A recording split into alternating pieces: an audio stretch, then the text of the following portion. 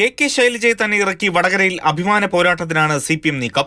TP Chandrasekharan വധക്കേസിൽ പ്രതികളുടെ ശിക്ഷ ശരിവച്ച ഹൈക്കോടതി ഉത്തരവ് സജീവ ചർച്ചയാകുന്നതിനൊപ്പം K മുരളീധരൻ വീണ്ടും ഇറങ്ങിയാൽ പോരാട്ടം കടുക്കും.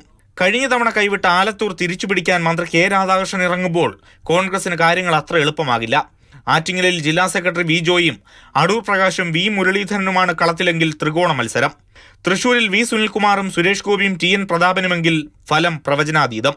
കൊല്ലത്ത് NK പ്രേമചന്ദ്രനെതിരെ മുകേഷ് ഇറങ്ങുമ്പോൾ CPMന്റെ കണ്ണു കൂടുതലും ഈഴവ വോട്ടുകളിലാണ്. പ്രേമചന്ദ്രന് മോദി അനുകൂല നിലപാട് വിവാദമാക്കി മുസ്ലിം വോട്ടുകളുടെ ഏകീകരണവും ലക്ഷ്യം. കണ്ണൂരും കാസർഗോഡും ജില്ലാ സെക്രട്ടറിമാരായ MV ജയരാജനും MV ബാലകൃഷ്ണനും മത്സരരംഗത്തെത്തിയതോടെ CPMന്റെ ശക്തമായ സംഘടനാ പ്രവർത്തനങ്ങളെ കൂടി UDFന് മറികടക്കേണ്ടി വരും. പാലക്കാടും പത്തനംതിട്ടയിലും കോഴിക്കോടും മുതിർന്ന നേതാക്കളെ തന്നെ ഇറക്കുമ്പോൾ ജയത്തിൽ കുറഞ്ഞൊന്നും CPM ചിന്തിക്കുന്നില്ല. ആലപ്പുഴയിൽ സിറ്റിംഗ് MP AM ആരിഫിനും ഇക്കുറി അഭിമാന പോരാട്ടമാണ്. പൊന്നാനിയിൽ ലീഗിൽ നിന്ന് പുറത്തായ KS ഹംസയെ സ്ഥാനാർത്ഥിയാക്കി ലീഗ് വോട്ടുകൾ ഭിന്നിപ്പിക്കാനാണ് നീക്കം.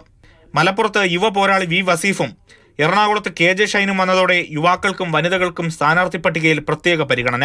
സാമ്പത്തിക പ്രതിസന്ധി, മുഖ്യമന്ത്രിയുടെ മകൾക്കെതിരെ ഉയർന്ന ആരോപണങ്ങളുമടക്കം പ്രതിപക്ഷത്തിന്റെ ആക്ഷേപങ്ങൾക്ക് രാഷ്ട്രീയ മറുപടി കൂടി നൽകാൻ ഉറപ്പിച്ചാണ് CPMന്റെ സ്ഥാനാർത്ഥി പട്ടിക.